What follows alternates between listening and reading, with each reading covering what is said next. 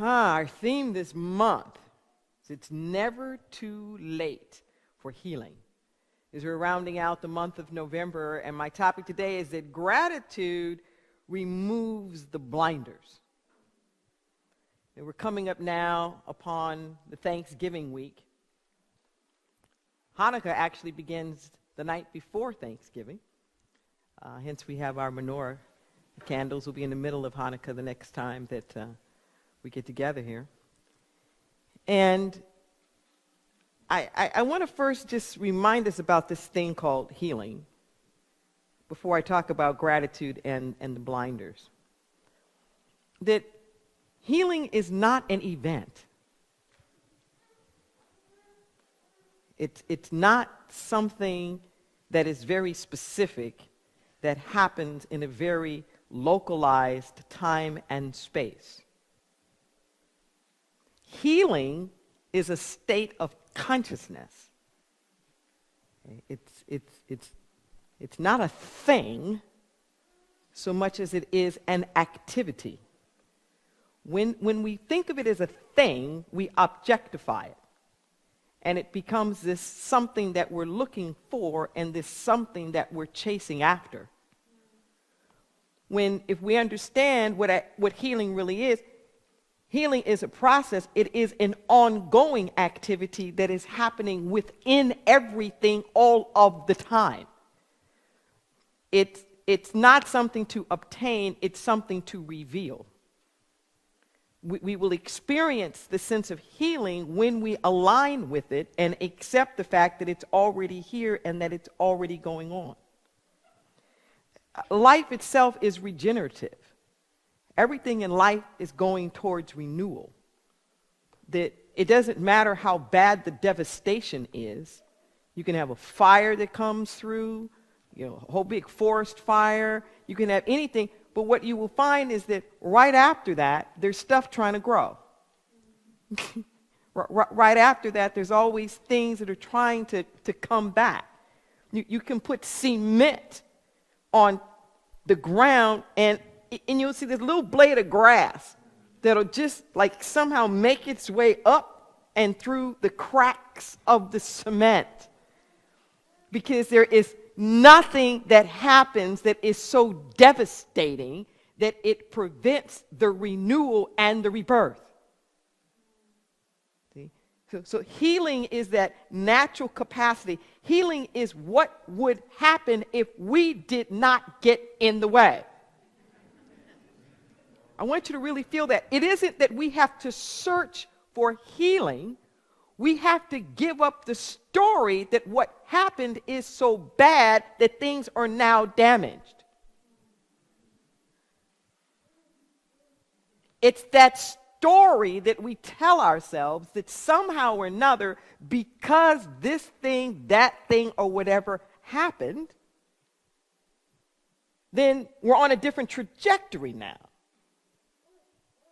And it is the release of that narrative that we have to have in order for us to experience the healing. Okay?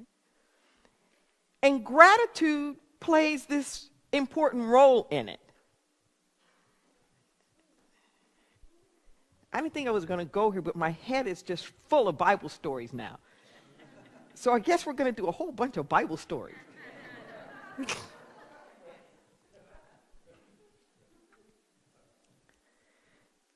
So the gratitude, once again, gratitude is a state of awareness.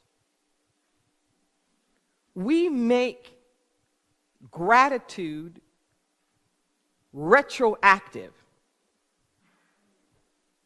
We think something has to happen, and then gratitude is an appreciation that we have for very specific something that has happened.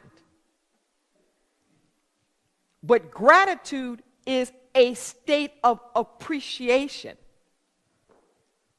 that appreciates in the moment and that is anticipatory. It isn't just after it happens.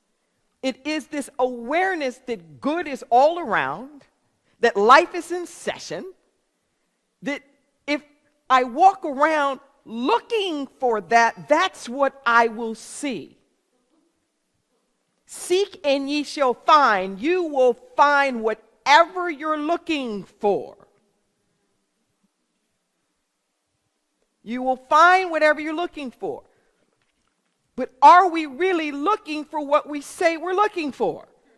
Okay? I remember talking about this a couple of weeks ago, where my spirit voice in some of the letters was reminding me that I was busy in my youth saying that I was looking for the truth.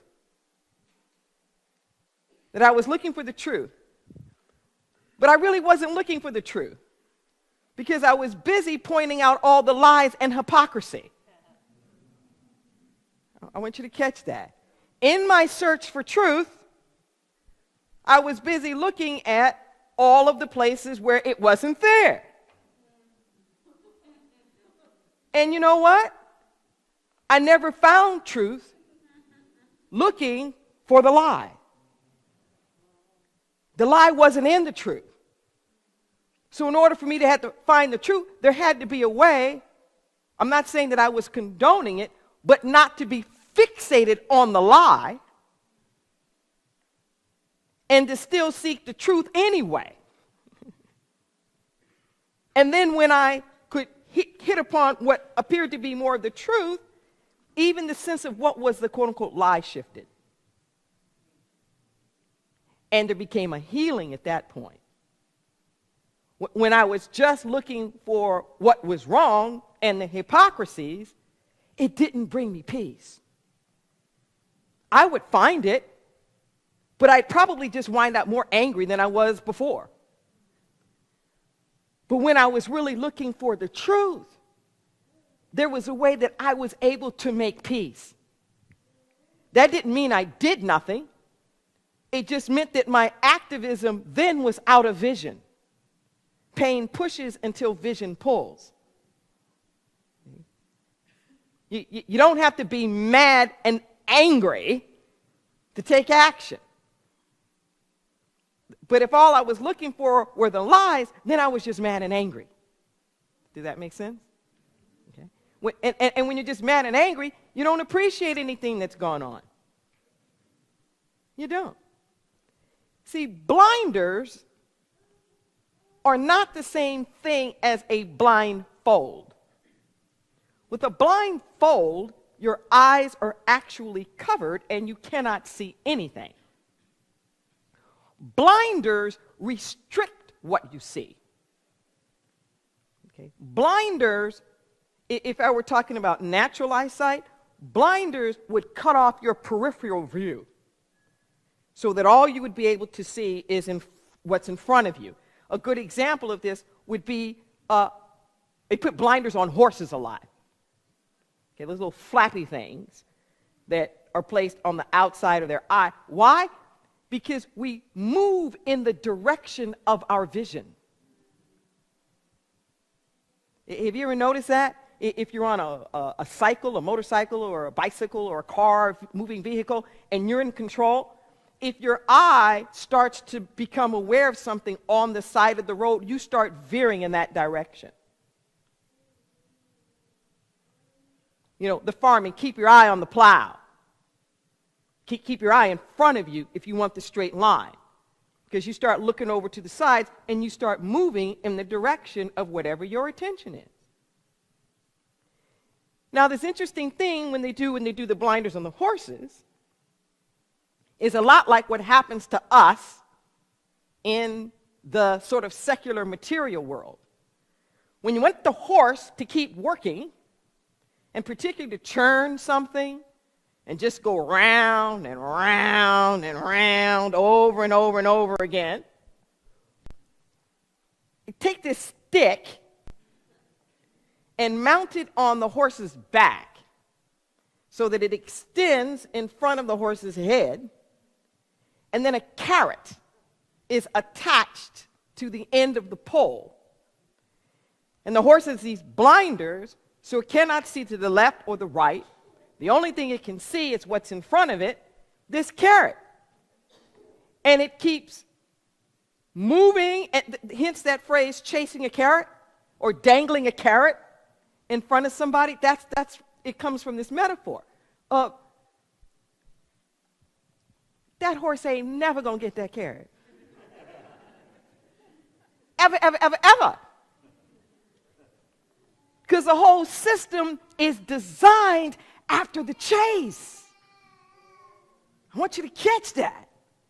The system's designed after the chase. And particularly in this materialistic world that we live in, there are all these carrots that are like monkeys on our back that are attached to us that we just keep chasing and chasing and chasing, and it's never going to happen. Because it can't happen. Because we have taken spiritual properties like love and wealth and security and safety and all these kinds of things, and instead of looking at them as the spiritual qualities that they are, we have commodified them, we have objectified them, we have attached them to our back, put it in front of ourselves like a carrot that we're still chasing.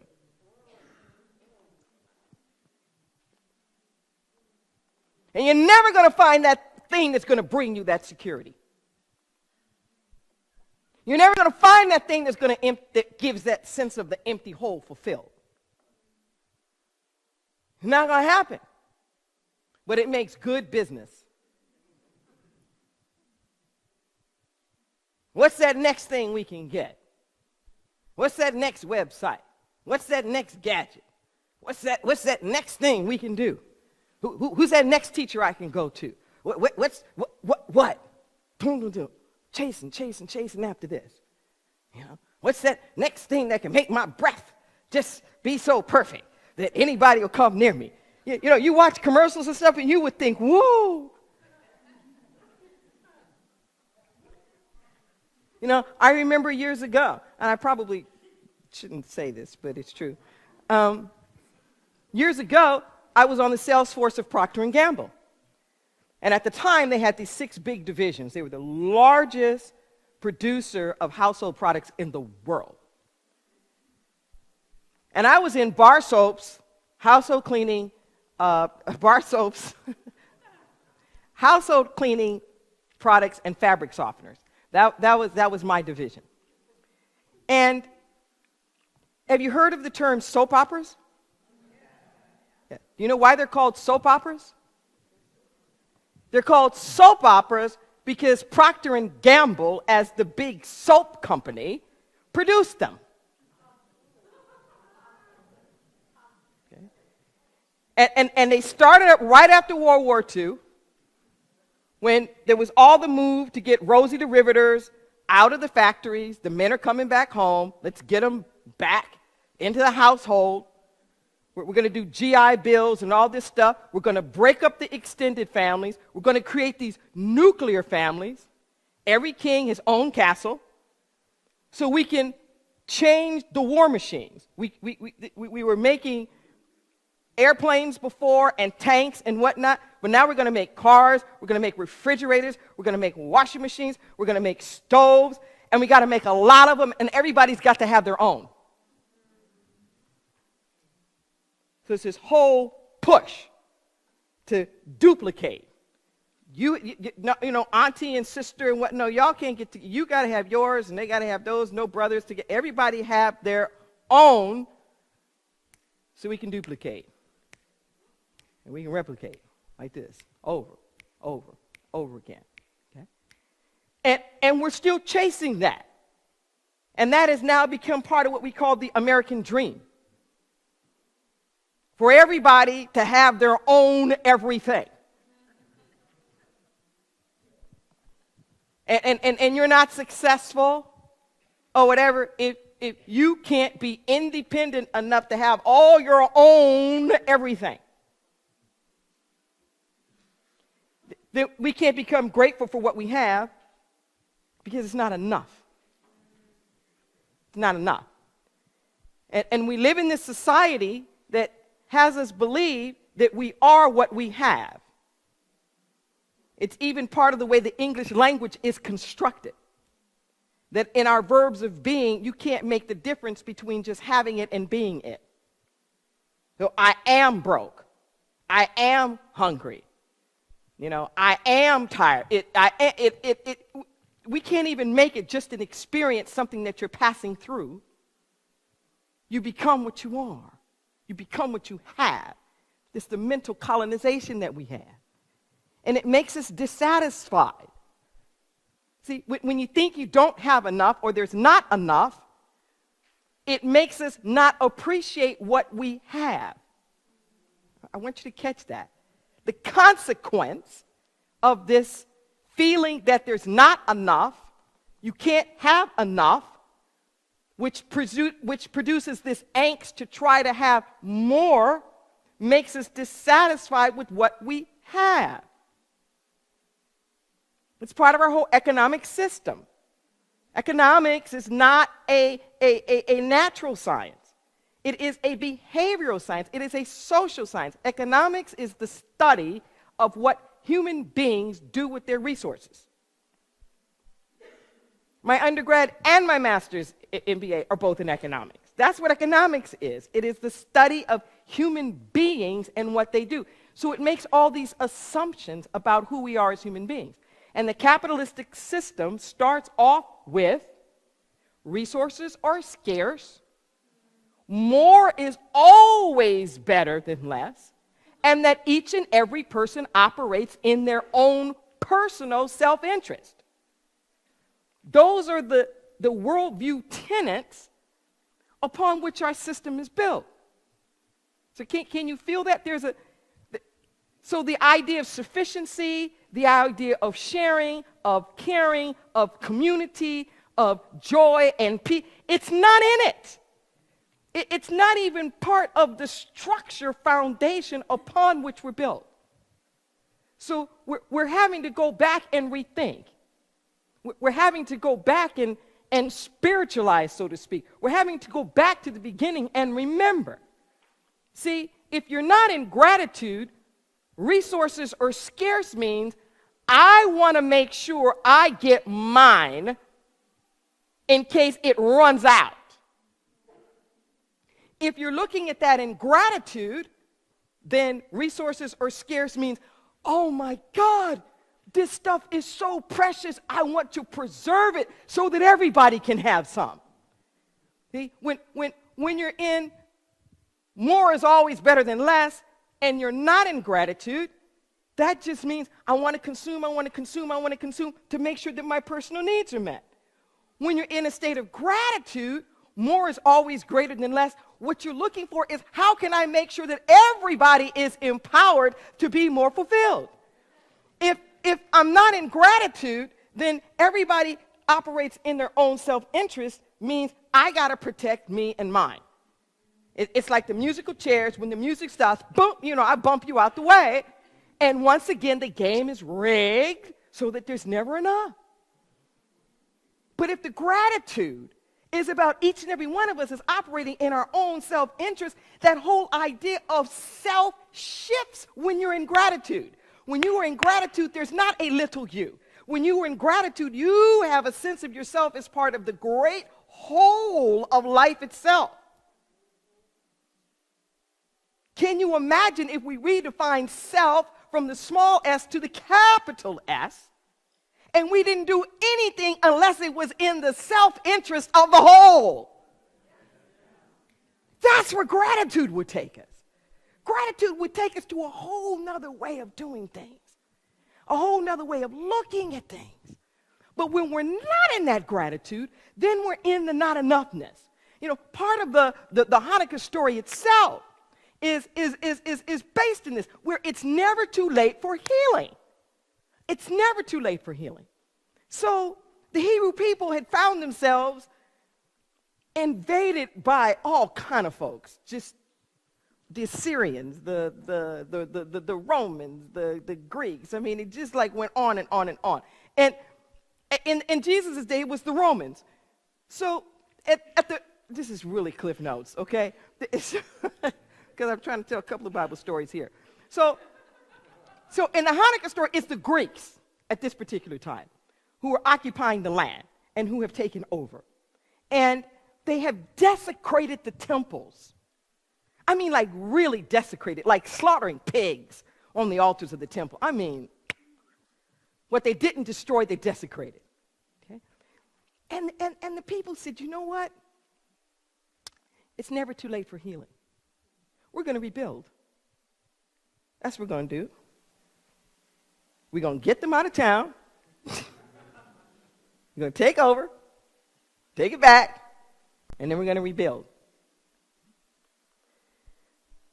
Remember I said that healing is about not letting what's happened have the last word. Nations can heal. A lot of this drama that we go on in foreign policy, baby, we need to heal. More war is not going to solve this stuff. The world needs a good dose of healing and forgiveness. We need reconciliation. But this is stuff of the soul work that's missing here.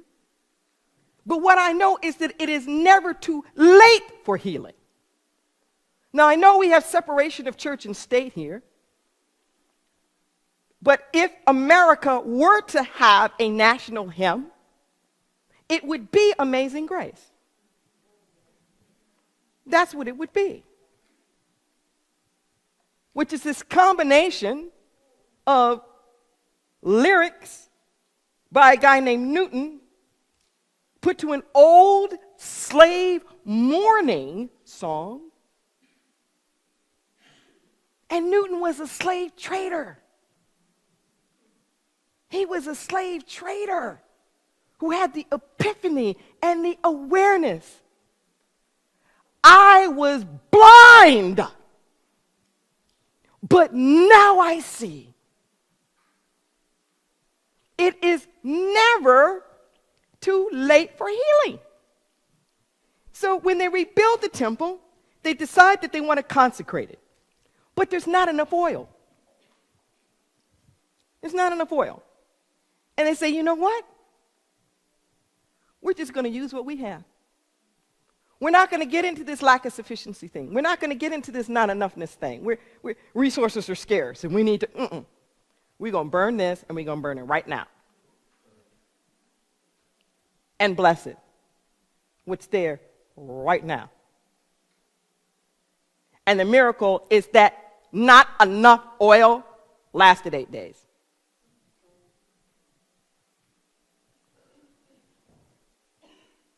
That's what happened. It's very similar to the story of the loaves and the fishes. That's part of that miracle of the 5,000, the miracle of the 4,000. And it's a beautiful, beautiful story, and I wish I had time to go into it.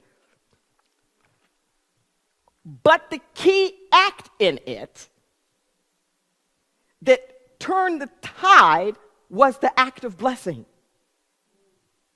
was the gratitude. In gathering up the little bit that was there, that was available, and blessing that. And it says that it multiplied and everybody's needs were met. The scriptures don't tell you where the supply came from. And there's some interesting theories about where it all was that I would love to go into another time. But the point is that it's never too late. It's never too late. When Jesus had the crowds there, they were like, it's getting late. You need to send these people home. They're hungry. They won't make it if they don't get the food. It's like, It ain't ever that late. They'll be fed. They'll be spiritually fed, and they'll be physically fed. And we're going to do it by just working with whatever it is that we have. Find out what we have. And they declared it's not enough. It's not enough. That's what his disciples concluded. Jesus is like, let me have it. let me have it. Poor people know this. People who live in impoverished lands. The act of blessing can actually change the chemical properties of something. It's been tested time and time. When we say something like holy water, and there's water that's been blessed, that the water itself will shift and change its chemicals so that it has medicinal purposes. In areas where, let's just say, there's a lot of potatoes, but there aren't green vegetables. It's been proven time and time again. If you bless the potatoes, if you bless them and really give thanks for them, your body will receive the nutrients that theoretically aren't even in the potato. You'll get the vitamins that you need. See, matter isn't created or destroyed, it only changes form. Everything's already here. And by that act of blessing, by that act of gratitude, in no longer being convinced that it's not there, that there's not enough, then you will find that your needs can be met by whatever is there. That we can get more out of what's there by the blessing. Any of you ever had a relationship where you had conflict in it?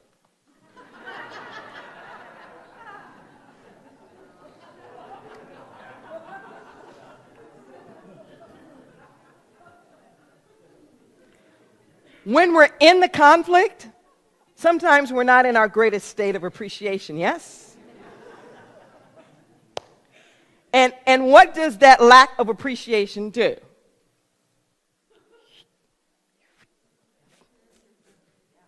It just makes the rifts. Okay? And the lack of appreciation puts blinders on us. I can't even really see you anymore. I only see the conflict. I only see the hurt. I only see whatever this is that I'm holding on against you. I can't even remember sometimes the good times or whatever, because I've got blinders on that fixate me to this thing.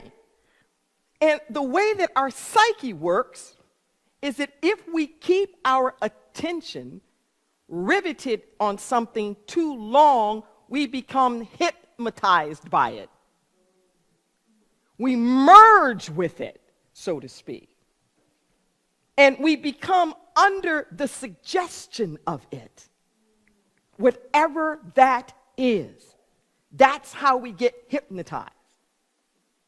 So when we're wearing blinders, we become hypnotized by whatever that is that our attention is fixated on. It becomes real for us. And whatever the laws are governing that, we start living under those laws. So if I'm doing the dating game, for example, there's a game, the dating game, okay? And it has rules. Now, you may get confused about the rules, and the rules always seem like they're changing around. But every game, so to speak, has its rules. Now, you can do that if you want, but the moment that you step into that and say that I'm going to play that game, then you're under its rules. The desperation, who's going to introduce me to somebody? Am I pretty enough? Am I handsome enough? Am I tall enough? Am I too fat? Am I too old? Am I too this? Am I too that? I can't let them really see who I really am. How can I put my best foot forward? Are they going to call back? This stuff. And it's never worked before. And how can I make this one different? And oh my God, and where's competition? Oh, well, she's prettier, or he's got more money, and it's just, it can go on forever. Do you feel that? Okay. It's like that's a game. You can do the corporate game. That's got its stuff going to it. There are like a million games. But when you're in the game, you're under its rules. But we can stop all that. We don't have to be in that game. You don't have to kiss every frog to find your prince.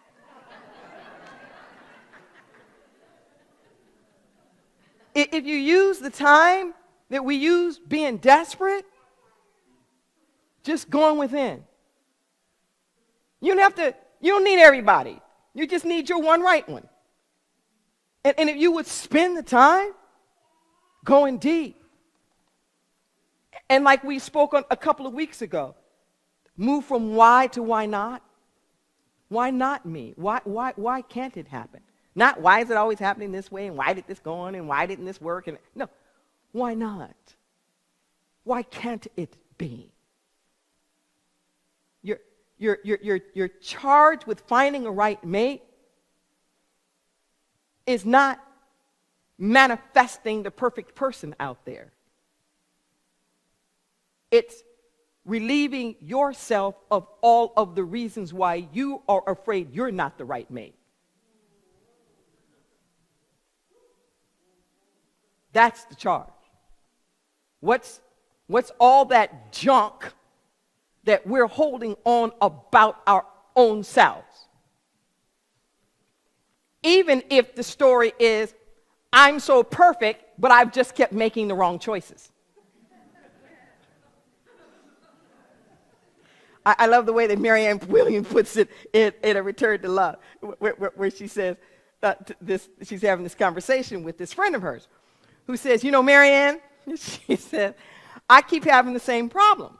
She says, I keep meeting men that won't commit. And she said, no, that's not your problem.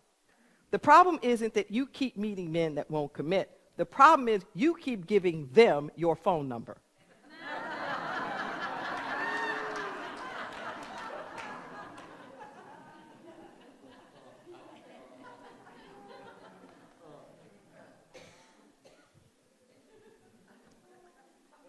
It's never too late. And here's the thing with those blinders, is it not only does it cut us off from the other things that we need to see, but the blinders themselves are not true.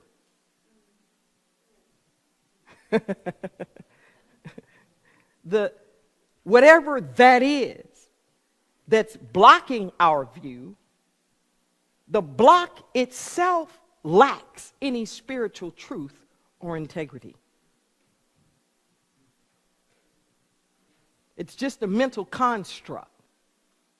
It's just something that we put up here that keeps us in this state of not enoughness. I love the way that Deepak Chopra puts it. What would you do if you knew it wasn't impossible? What would you do? How would you feel?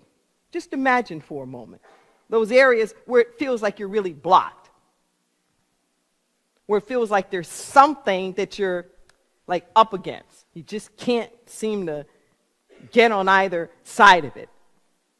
Or there's some problem that's so big that you can only see this one thing. You can't see any other solution. You can't see any other way.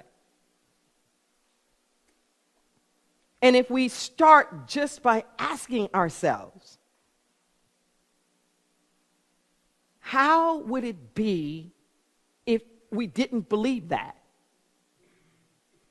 What if you didn't believe that? What if that wasn't true? How would you act then?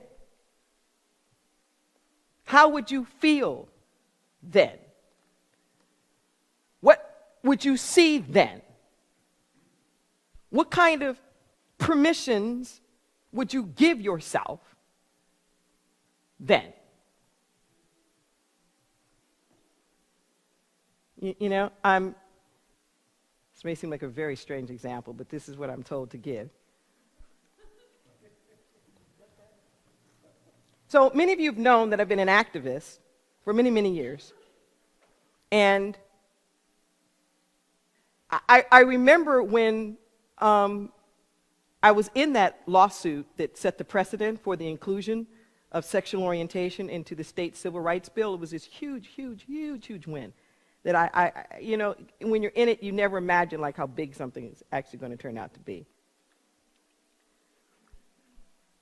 But in terms of this, it's never too late for healing, and how I learned to take the blinders off of myself is I would notice the ways that I was participating in internalized oppression. And we are all participating in internalized oppression one way or another.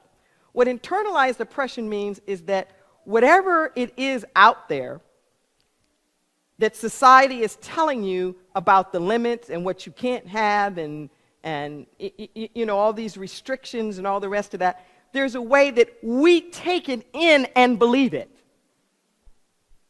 We believe it. So we're doing it to ourselves. So nobody has to kick us out of the race. We don't show up for the race. Because we're already convinced that we can't win. We're already convinced that it can't be. We're doing it to ourselves. And I methodically, really systematically, and now I know why I'm thinking about this, because it's almost Thanksgiving. And like clockwork, you can plot my life, and any new important relationship, I'd bring them home at Thanksgiving. So there was this way of like watching this progression of these Thanksgiving decades apart, so whatever. And what I used to say to myself was, what would I do if I was straight? Or what would I do if I was a man? This is like in general in life. When I would notice feeling like I'm blinded and there's a glass ceiling and we can't do this and we can't do that and nobody's ever done that and folks are against me and or the doors aren't opening. Just, okay, that may be true. But what would I do if I didn't think that my color made a difference? I'd ask myself, what would I do if I was white and I didn't have a sense that the door couldn't open for me because of my race? What would I do? And the answers were so simple sometimes. It's like, what I do is bring my partner to Thanksgiving dinner. That's what I do. So that's what I did. What would I do? I'd bring my partner to the company holiday party. That's what I do. What would I do? I'd go on and sign my partner up for the insurance policy. That's what I do. You get what I'm saying? It's just, what would you do if you knew it wasn't impossible? What would you do if you didn't believe that there were all these restrictions? What would you do? Well, I'd go and I'd have the ceremony anyway. That's what I do. That's what I did. And I'm not saying you've got to be a social justice activist, but can you see I'm talking about very personal steps? What if you didn't believe that you were too old to go to school? What if you didn't believe that because you have kids, you can't go back to work? What if you didn't believe that you had a fixed income and that nothing else could come to you? What if you didn't believe? What if you didn't believe that because so and so didn't do such and such, what your mama didn't do or your daddy did or whatever? What if that wasn't your narrative anymore? Who would you be? What would you think? How would you dare to show up in the world? And there is nothing stopping you but you. There is nothing stopping you but you. I'm going to end on this Bible story. The prodigal son. Nice short little parable. And in it, the younger son asked his father for his inheritance. Back in Jesus' day, your inheritance you got was allotted to you at birth. You didn't have to wait till your parent died. He says, I want my inheritance now. As he goes into the foreign land, remember everything's a metaphor for states of consciousness. He goes into the foreign land and squanders it all on wine, women, and song. And this nice little Jewish boy is now reduced to feeding the swine, the pigs. And he's like, you know what? The servants at my father's place are doing better than I am. And it says he comes to himself. And every story has the pivot moment. Like I said, the blessing was the pivot moment. He comes to himself. To come to yourself is basically to wake up from your hypnotic thing. You know, he's hypnotized. I've done bad. I've done this. I've made my bed. I've got to lie in it. This is it. And it's like, boom, no. What would I do if that's not my narrative anymore? When you come back to yourself. Actually, that's the root of to repent. To repent means to like reawaken, to come back and remember something. So it says he comes back to himself. He comes to himself. And he goes home and he tells his father, I have sinned against you. Let me back, but not as your son. I just want to be a servant. Because in his mind, he thinks he has abdicated his sonship. In his mind, he thinks he has messed up so much, he doesn't deserve to be a son anymore. He wants to come back, just make me a servant. But the father's like, no, I'm not having this. Come on, everybody, let's make a party. We're going to have this feast, get the robe, put the ring on his finger. He was lost, but now he's found. It's never too late for healing. The blinders were off. The father receives him back in this gratitude. Come on back. That's how the universe is. When you take the blinders off of what you think you've done or what's been done to you, when you get rid of the narrative in the story, whether it's your personal squandering or what everybody did to us and oppressed us and, desecrated our temples, no matter how small or big the story is, that if there's any part of you that's willing to say, there's a me beyond this, that if I'm just willing to claim it, accept it, stand it, and there's something good.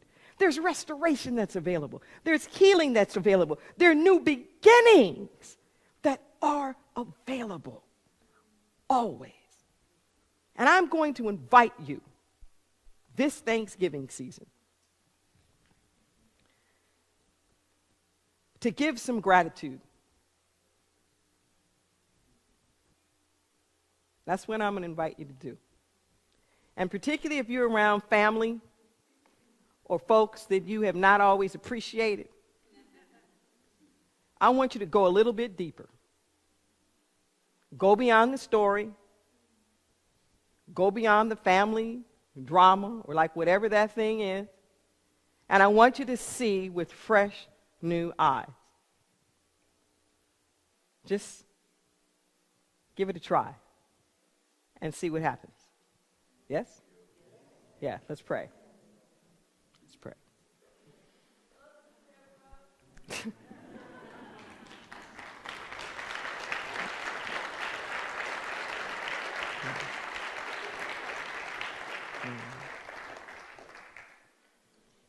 Return within in this moment. And I can hear the psalmist in my head, if we had 10,000 tongues, it just wouldn't be enough to say thank you. In this moment right now, we have a praying spirit. It's not just an activity we do every now and then. In this moment right now, we're in a consciousness of gratitude. We're walking around in the world with a state of absolute wonder at the magnificence of life, always rejuvenating itself and coming back new. And just as in the forest, we're knowing right now that there are those seeds so buried so deep in our consciousness, our subconsciousness, so deep in the ground, that it is only with the heat of the forest fire that those seeds are released. So we're not worried about how hot it is in our lives right now, or how seemingly cold. For we know, as Mark Nepo says, that far beyond what it is that has opened us, what's more important is what becomes opened.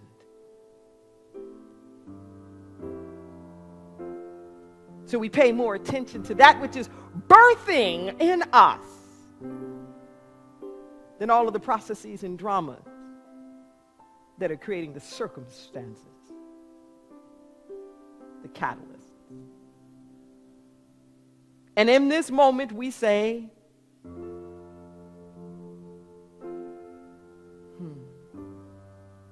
just as I am, I'm enough.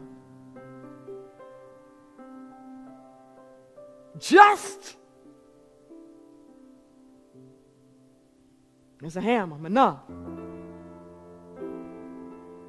No longer seeking the validation from the external world, people, places, and things.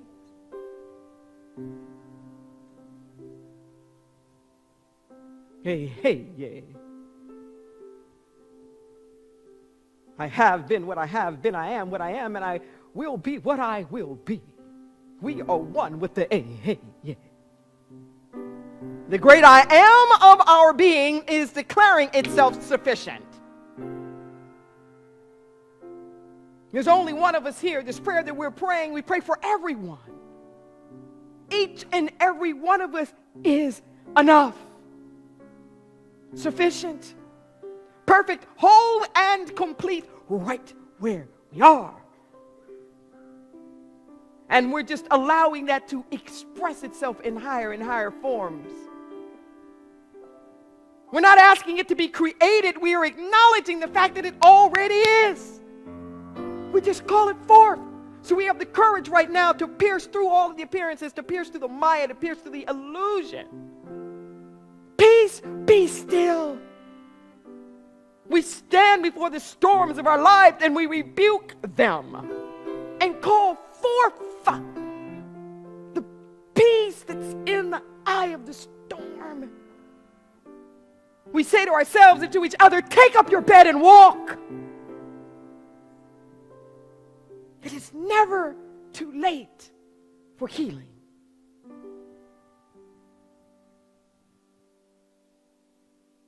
And I pray right now, the physical manifestations of this enoughness, enough food and housing and clothing, enough education and opportunities and safety and love and companionship, enough guidance, enough direction, enough compassion and unity, enough truth and trust and strength and courage and integrity and wholeness and boldness. Enough. It's already here.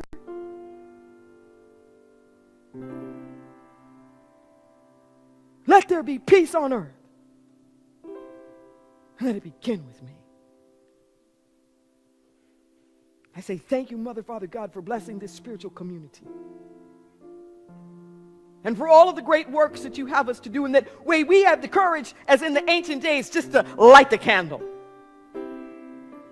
To quit the stories about what there's not enough and to watch your miracles in motion. You've done it time and time again.